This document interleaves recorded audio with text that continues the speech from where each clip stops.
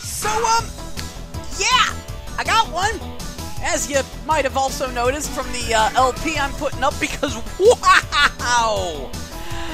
Yeah! Merry Christmas and a Happy New Year! Welcome to 2015. Thank goodness 2014 sucked. Here's hoping 2015 is better. Although at the rate we're going, I'm sure it'll be even worse. Actually, no. Considering in February and March, there's actually a bunch of awesome import games coming to PS4 that make the system worth owning. Maybe it'll suck just a smidge less. Basically, we're talking about Senran Kagura, Estival Versus, Earth Defense Force 4.1, Omega Quintet. The US release of that got pushed back until after March. And, Dragon Quest Heroes, which I get a copy of, considering the system I bought. I wonder if I'll have to make a Korean account, though. Because, yes, I bought I wound up with a South Korean PS4 because it was cheaper, and I didn't realize they had different power plugs. Thankfully, the PS4 uses the exact same power plug as the PS1, PS2, Dreamcast, and original Xbox, a very generic one. The power supply is actually internal, automatically detects the voltage and adjusts, meaning that Sony somehow managed to make the most region-free console ever. Also, it is smaller and more attractive than the Xbox One, on top of being more powerful and having a much nicer and snappier interface. Upon using it, I was just thinking, wow, this is actually really nice. I really want to use this thing. Darn shame there's, no fucking games on it. I'm gonna get, the PS4 version of Natural Doctrine. It'll be something. And, I'm kicking around maybe getting the PS4 Samurai Warriors 4. I mean, I already have it on PS3, but I don't know. Oh, yeah, that's right! And, Dynasty Warriors 8 Empires. US release, PS4. Let's make it happen. Gonna be awesome. So, enough talking about what's coming to the PS4. Let's talk about the one game I have, Oneechanbara Z2 Chaos, which I just realized not the first time I bought a system for an Oneechanbara. I imported a Japanese 360 for Vortex. Well, actually, Vortex and the Idolmaster, and what's the other game I bought a PS4 for? Oh, yeah, right. Omega Quintet. And I currently have, what's that thing called? It's a free download. Dream Club Host Girls on Stage. So, yes, history. It repeats itself like a motherfucker. But Oneechanbara Z2 Chaos, I played it at a friend's house, because I got my hands on that before the PS4 was still in the mail. And, my expectations were absolutely rock bottom. Because, they were recycling so much content. These were the same graphics, same character models, same stages and music and everything from the previous game. So I was like, wow, they're recycling a lot. This is probably going to suck. Motherfucker, never underestimate Oneechanbara. When they recycle a ton of shit, that means they're adding a ton of shit. And this game blew me away, easily the best Oneechanbara ever. I was initially baffled because I couldn't do my launcher, and I was just exploding across the stage. There was a giant blue explosion every time I jumped and just started flying everywhere. I'm like, what the crap is going on? Yeah, come to find out, that's the new big game-changing addition. They put in Senran Kagura's homing jumps. If you tap X, you'll just do a normal jump. If you hold X, you'll do a homing jump. Lock onto enemy, homing jump, instant awesomeness. This means you basically never have to walk anywhere ever again. Just see an enemy, lock onto it, fly across the stage, and start slashing it in the face. The game now lets you have all 4 characters on your team at once, tagging between them. And each of them has 2 weapons, of course, and they can switch between on the fly, meaning that you have access to 8 freaking movesets simultaneously. You can switch between 8 movesets in the same combo with the greatest of ease. They fixed a ton of the flaws that the Oneechanbara series has had, like, you know, obviously the frame rate issues are almost completely alleviated. It runs at a smooth 60 FPS, 1080p, with the exception I ran into a challenge mode mission where they had so much nonsense on screen that it actually began to chug on the PS4. The Blood Rage Super Mode doesn't drain your health anymore. You actually want to get into Blood Rage, and now they've added a super rare super mode where when you're in Blood Rage, click in both sticks to go into Dia Drive and transform, and now your attacks have gigantic slash effects that take up half the screen, and they're faster and they're more powerful. And there's these little pink meters next to all the different characters that once it's full, you can hold L2 or push in the touchpad to summon the entire rest of the team on screen at once, and you control all 4 of them simultaneously. And that's where the tag-porting winds up being in there, because when you switch between them there, like the camera just scrolls over to that character. But yeah, you actually control all 4 of them simultaneously. They all register the exact same button press. It's like a super V-ism type thing. It's freaking amazing. I was squealing like a little schoolgirl the entire time I was playing it, because I kept just slamming face first into completely awesome, broke-ass nonsense. You know?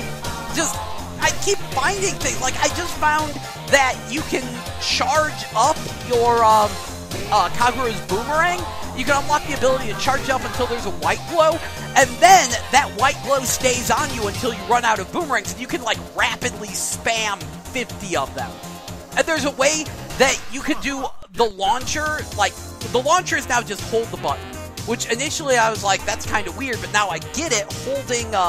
Holding square or triangle means that you don't have to lock onto an enemy to do a launcher. And, yeah, there's now a launcher follow-up you can unlock, where it's just keep holding square or triangle, and after you launch, you'll automatically pursue them. If you tag out at just the right time, the previous character will remain on screen doing the launcher follow-up while the new character tags in, which can lead to some pretty nuts combos. Just, oh wow, the game is incredible. Come on, let's go. Like, I'm seriously starting to think I've played my PS4 more than my Xbox One just because of Oneechanbara. Like, I know I'm a fan. I'm talking about a game where you never actually... Motherfucker. So who wants to take a wild guess what just happened? Xbox One turned on. Speak of the devil. Literally. It hears me bad-mouthing it, because I'm talking about how much more fun I'm having with the PS4. It's like, really? Is that so? Tell me more. Oneechanbara, motherfucker, get some.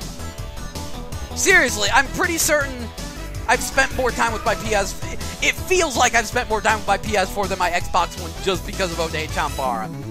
Because, like I said, no, I know I'm a fan.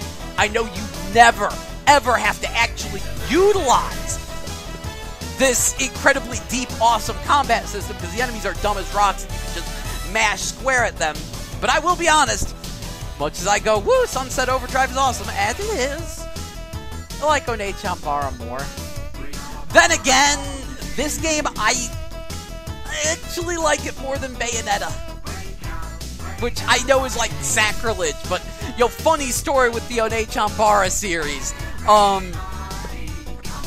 Like, when I first played it, I liked it way more than Devil May Cry because it was way more straightforward, and I was having fun with it, and then, yo, Bayonetta comes out, and it fixes all the problems I had with Devil May Cry, and so when Kagura came out, I'll be honest, I was so excited for Oneechanbara Z Kagura, I picked it up,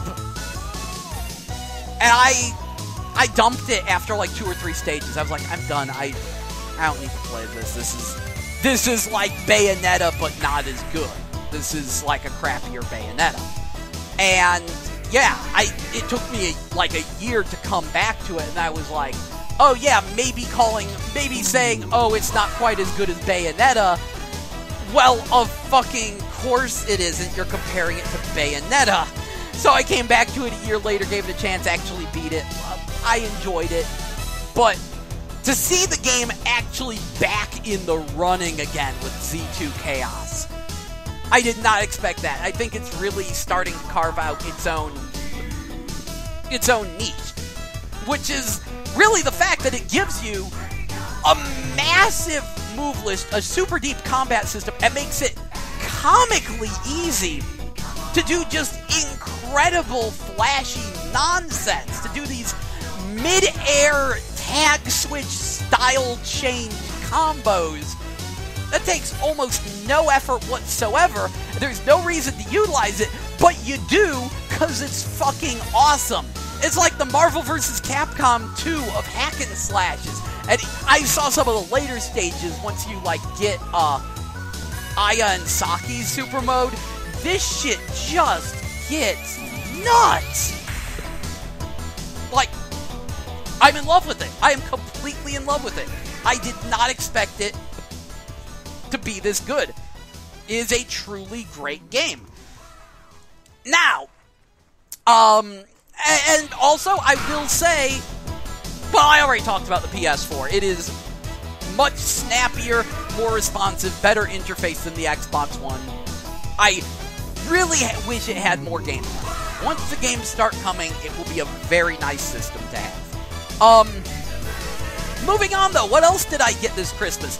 Well, Dengeki Bunko Fighting Climax for one, which I've never seen a game more easy to describe with a combination.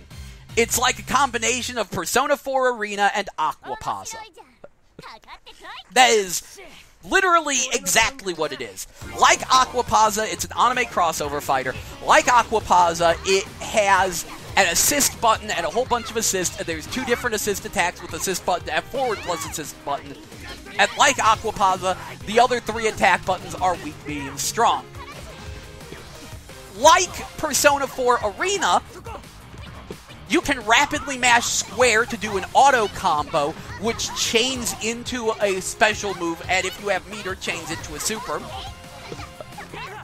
Like Persona 4 Arena, it has simplistic command inputs that apply to every character. It's quarter circle forward, any of the face buttons, quarter circle back, any of the face buttons, square and triangle simultaneously, square and triangle plus down simultaneously for usually your Shoryuken, and square and triangle plus forward simultaneously to do your jump in, hit the opponent, then keep mashing square to do a semi-automatic air combo. And then half circle for back to forward or forward to back, and triangle and circle to do your super moves. So everyone has the same inputs. Once you get the hang of it, it is relatively easy to pick up and play. Admittedly, the backgrounds don't look anywhere near as good as they should. The sprites are alright, though Aquapazza's sprites are better. And they animate just fine. But the backgrounds look weirdly odd. And I realize they're all based on Sega games. You fight in the PSO2 lobby, and then there's the Green Hill Zone stage, but then it has weird techno music instead of, like, playing a remix of the Green Hill Zone theme. I don't fucking get it, but it's a relatively fun game, and I was going to complain about it, because it perfectly exemplifies my big complaints about anime these days, because I haven't watched any of these fucking series, and they all have shit character designs. Like, I'm looking at them, and it's like, these character designs aren't anime enough. The hair isn't nearly spiky enough, isn't nearly rainbow colored enough. Where's the crazy shoulder pad? Where's the ridiculous outfits? It just isn't anime enough for me. It's my number one complaint with modern anime. But I did have a lot of fun playing the Rokubu team. Because you play as an entire basketball team and just slam jam all over people. I uploaded a video of it to the Gelatin Z channel. I had a lot of fun with that. So, that's an alright game. I also picked up Puyo Puyo Tetris on PS3, which was mostly because I was sitting there and I was sort of... I've recently been lamenting the lack of full-priced, high-quality, flashy, boxed-release puzzle games. And a friend of mine was like, well, yeah, that fad, like, ended back in the 90s. No, it was never a fad. What it is puzzle games are super freaking simplistic by their very nature. So every time there was a full-priced, $50 boxed puzzle game, they had to sit there and go, how can we justify the $50 price tag? Yo, how many modes can we put in there? Let's add in some characters. Let's have a story mode. Let's have flashy attack animations. Let's have all these extra options and features. They had to go all the fuck in to justify that $50 price tag on such a simplistic game. They don't have to do that anymore. They have smartphones. That means that now they can just release them for like a couple bucks, or free even. And it could just be the basic puzzle game with shit presentation, and no one's gonna complain because the nature of the puzzle game is really fun. The gameplay is still fun, but it lacks the pizzazz. And wow, do I never use the word pizzazz, but it lacks the pizzazz of an old competitive boxed puzzle game. So I picked up Puyo Puyo Tetris because I was like, I need one of these. Give me a PS3 boxed puzzle game from Japan. And yeah, the concept is you can play Puyo Puyo versus Tetris. Not the first time this happened. Remember on Super Nintendo there was Tetris versus Dr. Mario, which really makes you remember how weird the Tetris rights are. Because, like, Nintendo owned the US console rights to Tetris. Like, back when the Soviet Union owned Tetris, rather than Alex whatever Mahuja. It starts with like a P. Pechovsky? Whatever. Alex. He didn't own the rights to Tetris, the Soviet Union did, and Nintendo had the home console rights. Meanwhile, Sega actually owned the Japanese arcade rights. So, like, in America, Tetris is more of a Nintendo game, and in Japan, Tetris is more of a Sega game. It's really weird. But anyway, yeah, it is... It could have been flashier. I would have liked a flashier game. But, wow, is it caked with modes. As 4-player, you could do Puyo Puyo versus Tetris. There's a mode where it switches between Puyo Puyo and Tetris. There's even some kind of mode called Tetra Puyo Mix, where you are actually playing Puyo Puyo and Tetris simultaneously. They throw both kinds of puzzle pieces at you, which can only lead to some kind of utter nonsense. And there's a big, long-ass story mode that you can play through, which is about, like, people from Planet Tetris visiting from outer space onto wherever Puyo Puyo takes place these days. And just shit gets crazy, and all my friends' favorite characters get brainwashed. Not even kidding.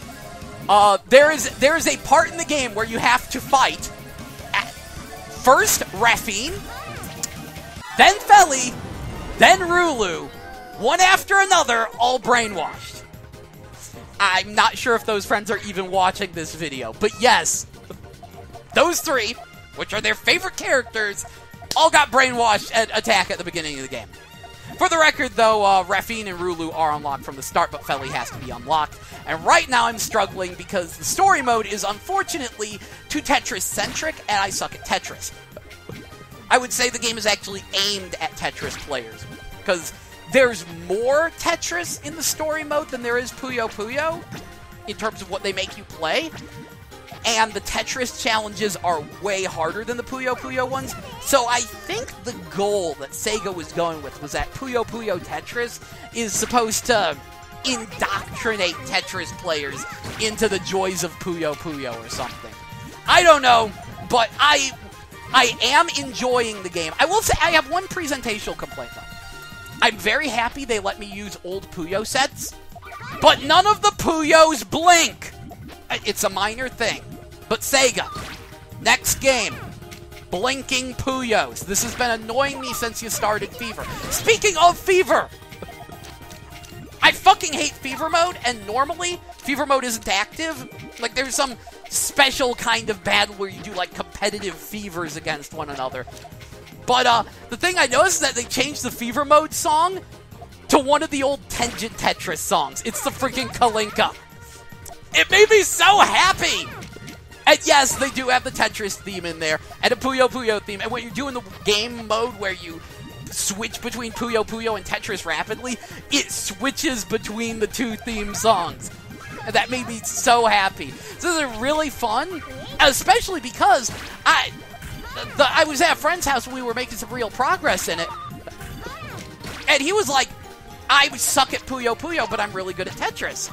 And I'm like, I suck at Tetris, but I'm really good at Puyo Puyo. So we could actually fight in that game. And I was thinking, wouldn't it be amazing? Like, no one would buy it, but I want this to happen. Someone needs to do the ultimate puzzle game crossover. Which would be a nightmare to balance. Like, right now, I swear Puyo Puyo is broke compared to Tetris. It seems like way more potent. Because it's a faster game, it's a more combo-based game, so I think I can drop garbage a lot faster, and the nature of garbage is different between the two games as well, so it's a little awkward. Which, that's the other awesome thing. When you're doing Puyo Puyo versus Tetris, depending on which style you play, determines the garbage blocks. Like, when Tetris drops garbage on Puyo Puyo, they're little transparent Tetris pieces instead of Puyos. And when Puyo Puyo drops garbage on Tetris, it's rows of garbage Puyos. I fucking love it! But I was thinking about, it's like there needs to be an ultimate puzzle game crossover. Which I realized just getting Sega and Nintendo in on the action would give us a good basis. Because Sega has Puyo Puyo and Columns, and probably something else that I'm forgetting that's really obscure. And Nintendo has Tetris Attack, Panel de Pon, Puzzle League, whatever you want to call it, Dr. Mario, and Yoshi's Cookie. Just have those two fight. Sega versus Nintendo, all puzzle games go. And if they want to get really nuts, you know, call up Taito, get some Bust-A-Move Puzzle Babble in there. What's another one? It was on the tip of my brain, it just fell out. I was going to say Magical Drop, but Magical Drop is probably the most questionable, because that game moves at Mach fucking speed, alright? Like, I've seen people play Magical Drop seriously. It's scary. So I don't know if there's a way to actually balance Magical Drop against all the other puzzle games at all, because it's way too fucking fast. I don't know, there might be a way, but Magical Drop would be cool. I'm forgetting my puzzle games. Like, I had this huge list of puzzle games that all need to cross over, but it would be nuts if someone could actually do that. Like, mix up all those play mechanics. But if they did that, I demand the Panel de Pon fairies. No more of this Panel de Pon fairies are banned in America bullshit. We need Lip. We need Furil. Make it happen. And then that friend of mine I mentioned earlier would be absolutely squeeing. Last but most certainly not least, though, I got Dungeons & Dragons Chronicle of Mystara imported from Japan, which probably has you scratching your head. Number one, all of Capcom's Xbox Live Arcade PSN releases, they get low-priced box releases in Japan. In fact, even that new Strider game, which was made in America, has a Japanese-only box release on PS3, which I was looking at. But why import Chronicles of Mystara? I mean, it's available in America. You could just get the US one, and then you could read it. Yes, and I did on 360, and I got really pissed off. Because, what's the name of that fucking company that took over, now I have to look up their name, because I keep wanting to call them Backbone and Digital Eclipse, because I think they're made of some old employees from them. They're the ones who are currently working. I'm literally Googling it right now. But yeah, Killer Instinct, they're currently doing Killer Instinct. Iron Galaxy, those fuckers, yeah! Iron Galaxy shat all over Shadow over Mystara. Like, Tower of Doom looks fine, but Shadow over Mystara, they got the resolution wrong. and there's no way to fix it. And this means that if you don't use their overdone filter, the game looks hideous because it's stretched wrong. Like there's a couple extra rows of pixels that are going vertically, and they just look absolutely hideous. And apparently Capcom got fed up with their bullshit because of what happened with Darkstalkers. Because their port of Darkstalkers, some of the super moves don't fucking work right. There are some massive issues with it. So technically, once again, the PS1 port is actually the best port. Yeah, funny story. That Dreamcast port, Vampire Chronicles, a friend of mine is a hardcore Darkstalkers player. And he played Vampire Chronicles, and he's like, this isn't accurate. There are a bunch of bread and butter combos you can see in Japanese combo videos and in tournament play that are played on actual arcade machines that do not work. That do not work on Dreamcast. That's why they still use arcade machines, like, exclusively in Japan. And he tried it on the PS1 version, and it actually worked there. So, yeah, once again, we have a fucked up port of Darkstalkers. Apparently, Darkstalkers is impossible to fucking port correctly. And, yeah, well, that doesn't matter much in America. In Japan, there is a significant cult following of hardcore Darkstalkers players who got really fucking pissed about this. They tried to patch it, and they patched some of the horrible bugs they had, but they couldn't patch all of them. And remember, that got a boxed release in Japan. So they said, fuck this shit, and got a completely different company to do the Chronicles of Mystara release in Japan, which I think, I'm not sure, but I think it's M2. So it's a completely different port. There's no graphical issues. The filters they have are more customizable, and the art gallery, instead of being filled with random Wizards of the Coast scans, are actually full of design work for those games, on top of having scans of, like, the arcade instruction manuals and just all the bonus materials. And it actually has some hacked-in new features, like a color edit mode and the ability to play as 4 of the exact same character. I thought about it. Oh, well, I'm not the most hardcore Shadow over Mystara fan. I do really like the game. And I looked at myself and I said, you know, I really should have a permanent boxed port of Shadow over Mystara that's actually really good. I should have a quality copy of that game. So I was like, yeah, I can kind of justify it. As a side note, there was like $200 or $150 or something special edition that was only released in Japan that came with a bunch of extra crap. That was super cool, but I was like, nah. Either way, I'm very happy to have that, to have a real boxed release of the game. As a side note, the boxed release comes with the theme for your PS3. Anyway, that is, I'm pretty certain that covers the Christmas haul. I got some animated movies and stuff, and some live action movies. I got some movies. Yeah, no, that about covers it, I think. Trying to think. Nope, I think I'm good.